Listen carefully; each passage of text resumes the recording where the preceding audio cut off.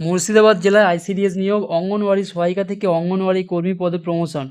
আবেদন করার শুরুর তারিখ রয়েছে 15ই আগস্ট 2024 বেলা 11টা থেকে। আবেদন করার শেষ তারিখ রয়েছে 8ই সেপ্টেম্বর 2024 বিকেল 5টা পর্যন্ত।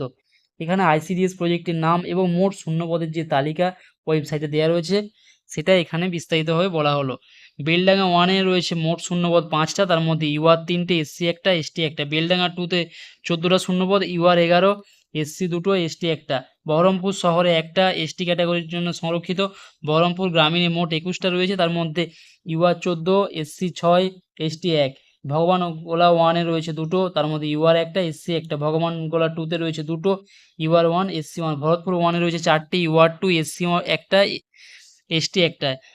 ভরতপুর 2-তে রয়েছে 8টা, যার মধ্যে ইউআরে রয়েছে 5টা, এসসিতে 2টো আর এসটিতে 1টা। বনগাঁতে রয়েছে মোট 15টা শূন্যপদ, ইউআরে 10টা, এসসিতে 5টা। ডোমকলে রয়েছে মোট 12টি শূন্যপদ, তার মধ্যে ইউআরে 9টা, এসসিতে 2টো আর এসটিতে 1টা। ফারাক্কাতে রয়েছে 1টা, যেটা শুধুমাত্র জেনারেল ক্যাটাগরির জন্য সংরক্ষিত। জলঙ্গিতে রয়েছে মোট 6টা, ইউআরে 4টি, এসসিতে 1টা, এসটিতে 1টা। জিয়াগঞ্জে রয়েছে মুর্শিদাবাদ জিয়াগঞ্জ আইসিডিএস প্রজেক্টে রয়েছে মোট 8টা শূন্যপদ, তার মধ্যে ইউআরে 6টা আর এসসিতে 2টো। কামদিতে রয়েছে মোট 9টা শূন্যপদ, ইউআরে 6টা, এসসিতে 3টে। খড়গ্রামে রয়েছে 12টা, তার মধ্যে ইউআর 8টা, এসসি 3টে, এসটি 1টা।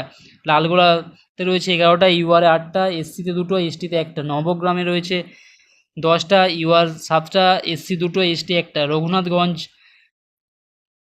1-এ মোট 5টা শূন্যপদ রয়েছে, তার মধ্যে ইউআরদের জন্য 3টে সংরক্ষিত আর এসসিদের জন্য 2টো সংরক্ষিত। রঘুনাথগঞ্জ 2, রঘুনাথগঞ্জ 1-এ দেখলাম যে 5টা ছিল এবং রঘুনাথগঞ্জ 2-তে 7টা শূন্যপদ রয়েছে, তার মধ্যে 5টা ইউআর আর এসসিতে 2টো।